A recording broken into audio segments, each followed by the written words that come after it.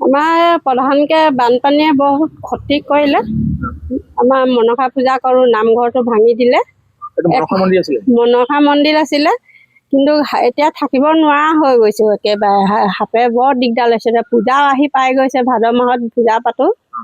এতিয়া ইমান অশান্তিত আছোঁ, তাৰমানে ক'ব নোৱাৰোঁ। মোৰ ঘৰটোতো নাইয়ে, ঘৰৰ বৰ বস্তু ঘৰ একোৱেই নাই। টিং দুখিলা লাগি আছিলে, তাতে সোমাই আছোঁ। এতিয়া সেই মানুহ দুটা মাতি টিং বান্ধি লৈ এনেকৈ সোমাই আছোঁ। তাৰমানে মোৰ প্ৰধানকৈ ঘৰতকৈ নামঘৰ ভাগিহে লাগে। মই চাকি ধূপ জ্বলাব পৰা নাই। কি দিগদাৰ কৰিছে সাপে? সাপে ৰাতিয়ে দিগদাৰ লগায়, থাকিব পৰা নাই। ওলোৱা সোমোৱা কৰিবলৈ মানে ভয় লাগে।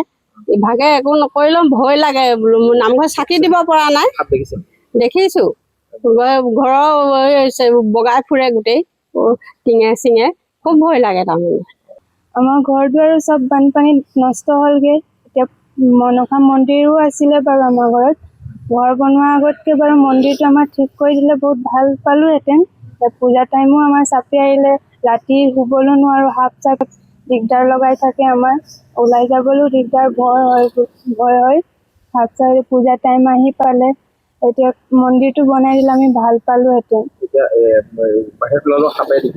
বাহিৰত ওলালেও সাপে য'তে ত'তে মানে ওলমি থাকে। এতিয়া পূজা টাইম আহি গ'ল নাই, সেইকাৰণে বহুত অসুবিধা পাইছোঁ আমি।